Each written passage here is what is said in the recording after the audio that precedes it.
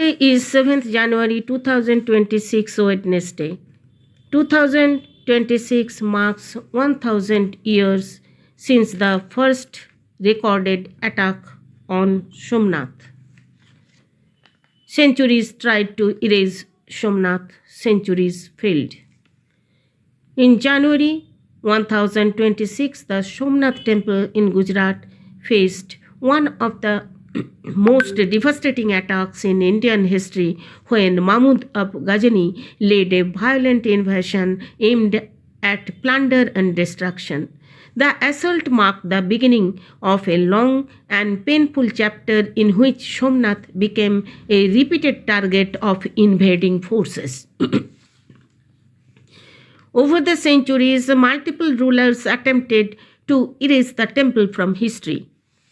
It was attacked again during the reign of Alauddin Khilji in 1299, assaulted by Jafar Khan in 1395, damaged under Mahmud Begada in the 15th century, and ultimately demolished on the order of Mughal Emperor Aurangzeb in 1706. Each invasion reduced the structure to ruins, yet each time devotion ensured that Somnath was never forgotten. The site remained sacred in memory even when the temple stood broken. After India's independence, rebuilding Somnath became a powerful act of national and cultural restoration. In 2026, this modern restoration completes 75 years. Somnath remains a living reminder that belief, memory, and identity cannot be destroyed by force. Joy Somnath. I am now coming with news reading which will keep you up to date to recent happenings in this planet. I am Pampa Kuchlan here, a member of Hosla, a senior citizen care startup organization, reading news from Hosla Radio. Here are the headlines. Maduro, wife at New York court, first appearance after capture by US forces. US-Venezuela tensions, still president of my country, says Maduro. China's Xi takes veiled bullying dig at US. That is enough now, Greenland PM says after latest Trump threat. Colombia's President Gustavo Petro on Sunday rejected threats by his US counterpart. PM Modi knew I was not happy, says Trump. Rajnath Singh commissions country's first indigenously designed pollution control vessel. Gas leak at ONGC drilling site in Konasima district, Andhra Pradesh. Toll in Indore water tragedy climbs to 19. ICC unmoved by Bangladesh's request. 11 Hindus killed in 35 days in Bangladesh. Chief Minister alleges a sinister nexus behind SIR, vows legal battle. Severe cold wave and dense fog likely to grip northern region of the country over next 7 days. Coming to details, Maduro, wife at New York court, first appearance after capture by US forces. January 5, 2026. Deposed Venezuelan President Nicolas Maduro arrived at a New York court on Monday, just days after being seized in Caracas in a shock US military operation that paved the path for Washington's plan to dominate the oil-rich country. The South American leader was escorted by heavily armed law enforcement officers to a courthouse in New York, having been transported by helicopter and armored car. Maduro, 63, faces narco-trafficking charges along with his wife Celia Flores, 69, who was forcibly taken out of Caracas in the US assault Saturday, in which commandos swooped in on helicopters backed by fighter jets and naval forces to capture the pair. They were transported to a US Navy ship, flown to US and taken Saturday night to the Metropolitan Detention Center, Brooklyn. The jail has been plagued by what inmates and defense lawyers have said are inhuman and unsanitary conditions. US Venezuela tensions. Still president of my country, says Maduro in New York court, January 5, 2026. Captured Venezuelan President Nicolas Maduro is escorted as he heads towards the Daniel Patrick Manhattan United States courthouse for an initial appearance to face US federal charges, including narco-terrorism, conspiracy, drug trafficking, money laundering, and others at downtown Manhattan heliport in New York City on January 5, 2026. Venezuela's interim president Delcy Rodriguez on Sunday, January 4, 2026, created a commission to seek the release of ousted President Nicolas Maduro and his wife Celia Flores. Ms. Rodriguez held her first cabinet meeting since US forces ousted Mr. Maduro. Hours after Ms. Rodriguez was appointed as interim president of the country, US President Donald Trump on Sunday, January 4, warned that she may have to pay a bigger price than Maduro if she does not cooperate with the United States. Mr. Trump insisted the United States is in charge of Venezuela after the seizure of Mr. Maduro, but was also dealing with the new interim leadership in Caracas. China's Xi takes veiled bullying dig at US after Venezuela power grab. January 5, 2026. Chinese President Xi Jinping has called on major powers to take a lead in respecting the development path of other nations in a veiled dig at the United States' sudden power grab in Venezuela and abduction of its president Nicolas Maduro. China has long been close to Venezuela and its largest oil buyer.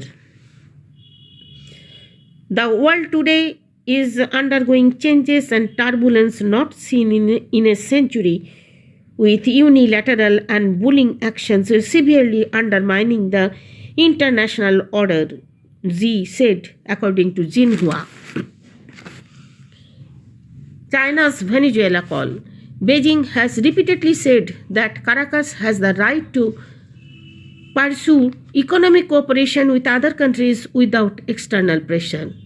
Previously, China had also called on the US to immediately release Maduro and his wife and said it was deeply shocked by and strongly condemns the US's blatant use of force against a sovereign state. That's enough now, Greenland PM says after latest Trump threat. January 5, 2026.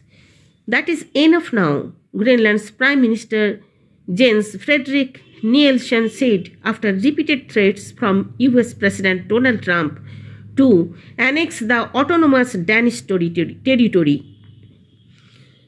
No more pressure, no more insinuations, no more fantasies of annexation. We are open to discussions, but this must happen through the proper channels and with respect for international law, the head of the Greenland's government wrote on Facebook late on Sunday, January 4, 2026. Colombian President Gustavo Petro rejects Donald Trump threats, says, "Stop slandering me." January 5, 2026. Colombia's President Gustavo Petro on Sunday, January 4, 2026, rejected threats by his US counterpart Donald Trump, who also accused him of being a drug trafficker. Speaking to reporters on Air Force One on Sunday, January 4, Mr. Trump made similar threats of military action against Colombia, saying the South American country is very sick too and run by a sick man who likes making cocaine and selling it to the United States. When asked whether military intervention similar to Venezuela was on the cards for Colombia, the Republican leader said, "It sounds good to me. You know why? Because they kill a lot of people," Mr. Trump claimed without evidence. Mr. Petro rebuffed the accusations, saying his name does not appear in court records. "Stop slandering me, Mr. Trump," Mr. Petro said on the social media platform X. PM Modi knew I was not happy, says Trump, hints at new tariffs over Russian oil. New Delhi, January 5. The United States President Donald Trump said the country could raise tariffs on India if New Delhi doesn't meet Washington's demand to curb purchases of Russian oil. Trump has said Prime Minister Narendra Modi knew he was not happy with India's purchases of Russian oil. Modi is a good guy. He knew I was not happy and it was important to make me happy, Trump said. According to a report by Global Trade Research Initiative GTRI, as the United States steps up pressure on countries buying Russian oil, India faces a critical policy choice with continued ambiguity likely to invite higher trade costs. Further, Senator Lindsey Graham also said that US tariff pressure has already pushed India to significantly reduce its purchases of Russian oil, arguing that the move is weakening Moscow's ability to sustain its war effort in Ukraine and demonstrating the effectiveness of tariffs as a foreign policy tool. Rajnath Singh commissions a country's first indigenously designed pollution control vessel, New Delhi, January 5, making a major step forward India's pursuit of Atmanirbhar Bharat in shipbuilding and maritime capability development. Defense Minister Rajnath Singh on Monday commissioned Indian Coast Guard ship ICGS Samudra Pratap, the first of two pollution control vessels built by Goa Shipyard Limited in Goa. With over 60% indigenous content, ICGS Samudra Pratap is India's first indigenously designed pollution control vessel and the largest ship in the ICG fleet to date. Singh added that with the way the Coast Guard is fulfilling its duties, a clear message has been sent to the country's adversaries that if they dare to cast an evil eye on India's maritime borders or attempt any misadventure, they will be met with a bold and befitting response. Gas leak at an ONGC drilling site causes massive flame eruption. Vijayawada. Flames erupted following a gas leak from an ONGC drilling site at Erusumanda village of Malikipuram Mandal in Konashima district on Monday, causing widespread panic in the area. Sources in the state-owned oil and gas company said. An ONGC release on Monday said The gas leak during the workover operations at well Mori 5 was informed by the peak operator Deep Industries Limited for the Mori field in Andhra Pradesh on Monday. ONGC senior officials, along with teams of fire department, police, and district administration, have rushed to the site from Rajamundry, sources said, adding, an operation is on to put out the flames. Chief Minister Chandrababu Naidu directed officials to shift the people to safer places if necessary and coordinate with ONGC officials. Toll in Indore water tragedy climbs to 19, MP government mum on figures. Bhopal, 2nd January. The number of deaths caused by consumption of contaminated water in Indore has climbed to 19, hospital sources said on Friday, even as the Madhya Pradesh government is yet to come out with official figures. Local corporator of the Bhagirathpura locality, Kamal Waghela, said on Friday that at least 15 deaths have occurred.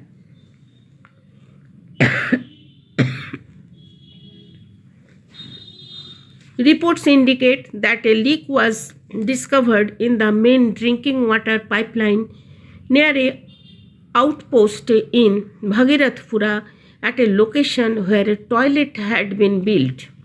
They stated that this leakage caused the water supply to become contaminated. Laboratory tests confirmed bacterial contamination in the municipal water supply. Surveys find hundreds of families affected, many more recover with treatment, a specialist in microbiology told UNI. Over the past 9 days, more than 1,400 people in Bhagirathpura have been affected by vomiting and diarrhea. A health department official reported that as of Thursday night, 272 patients have been admitted to hospitals in the area, with 71 of them already discharged and others are still receiving treatment. ICC, unmoved by Bangladesh's request, will ask a team to play T20 World Cup in India, January 6, 2026. Bangladesh Cricket Board's request to take their T20 World Cup matches outside India is likely to be rejected by the International Cricket Council. The latest development comes after Bangladesh wrote to the ICC requesting their matches to be shifted out of India, citing security threats to their players. ESPN Cricinfo reported on Tuesday, January 6, that the ICC is set to ask Bangladesh to adhere to the existing schedule. This would mean Bangladesh will have to play their group stage matches in Kolkata and Mumbai and will not be granted permission to play in Sri Lanka, a venue they had requested amid growing political differences between two countries. 11 Hindus killed in 35 days, tracking the deadly chronology in Bangladesh. New Delhi, January 6, 2026. On Monday, January 5, hours after a Hindu newspaper editor, Rana Kanti Boiragi, was shot dead in Bangladesh's Jashore district, reports emerged that another member of the community, Moni Chakraborty, a grocery vendor, had died after being attacked in the Narasingdi district. The two killings by unidentified assailants marked the 5th and 6th murders of Hindus in Bangladesh within a span of just 18 days since garment factory worker Dipu Chandra Das was lynched and his body set on fire by Islamist mobs in the Mymensingh district on December 18. CM alleges a sinister nexus behind SIR, vows legal battle. Gangasagar, 5th January. Chief Minister Mamata Banerjee on Sunday mounted a sharp attack on the Centre and the Election Commission of India, alleging that the ongoing Special Intensive Revision (SIR) of electoral rolls was being used to curtail people's democratic rights. Speaking from the stage of the Gangasagar Mela, Banerjee accused the BJP and the poll panel of acting in sinister collusion and warned that the state government would move court against what she described as large-scale harassment of voters. The Chief Minister claimed that around 54 lakh names had been deleted from the voters list, despite those voters having the right to submit Form 7 or Form 8 for correction or inclusion. North India weather forecast. Severe cold wave and dense fog likely to grip the region over next 7 days, says IMD. IMD has sounded a high alert for North India as a severe cold wave and dense fog are expected to grip the region over the next 7 days. Starting from January 6, 2026, a sharp decline in minimum temperatures by 2 or 3 degrees Celsius is predicted across the plains, affecting Punjab, Haryana, Rajasthan, and Delhi NCR.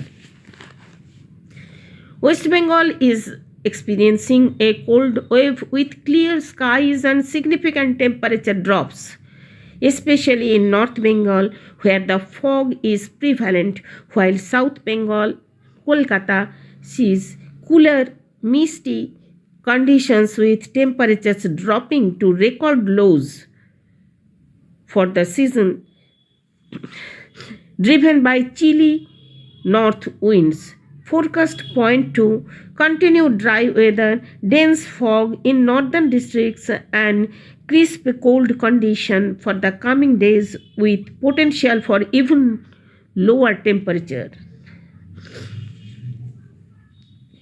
Concluding here today, take precautions against the harsh